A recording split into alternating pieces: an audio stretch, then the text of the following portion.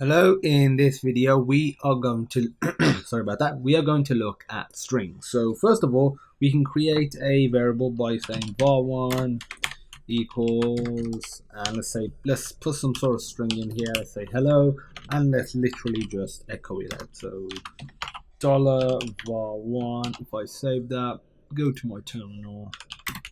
This file is on my desktop, and yes, need to run it. There we go, it says hello. Okay, so that's a very basic string, and you can create multiple variables like that. You can do a reassignment as well, very simple stuff, and you can print it out multiple times if you want to. But what we can also do is, let's say if we have a variable 2, var2 equals to world, if we want to essentially use them individually but also join them up, what we can actually do is add them together. You might be thinking, how will two strings get added together? Because usually addition is reserved, at least in the real world, when we learn about it at school, is reserved for numbers. So 5 plus 10 gives us 15, for example. But if we do it, it's saved. Yeah, it's saved. If I run that, it basically combines them together. So we have what's happened there? Because I'm trying to do it in line. So what I want to do is create something called result equals $var1 plus $var2, and I want to print out result now. Did not want to open Chrome. Let's go back. So what is happening? We're trying to add them together.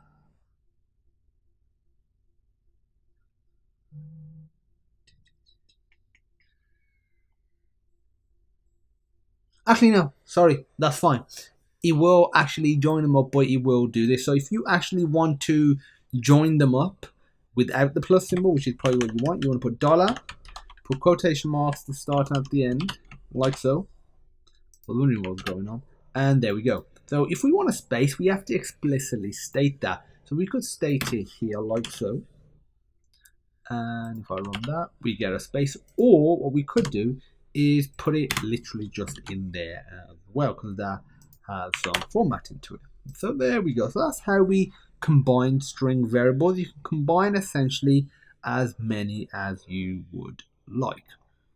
Okay, so what else is worth showing you? Actually, the plus equals, which is a pretty cool operator. So if I create another variable, var3 equals, I'm going to put the string just 1, var4, I'm going to put the string 2, and now what I'm going to do is join them up. So I can do var3 plus equals var4, and then I'm going to comment this line out. Oops, did not want to snap.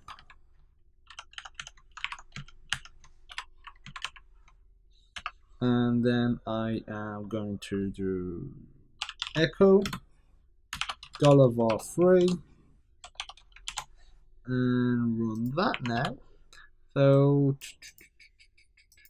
what's up?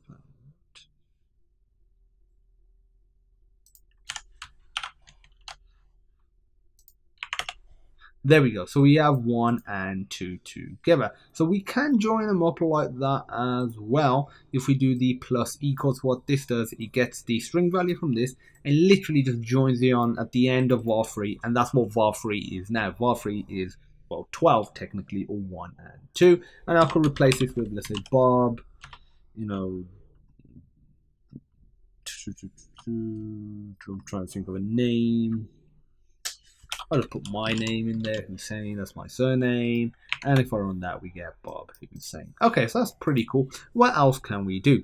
We can also get the substring of a string, which is just getting a small part of it.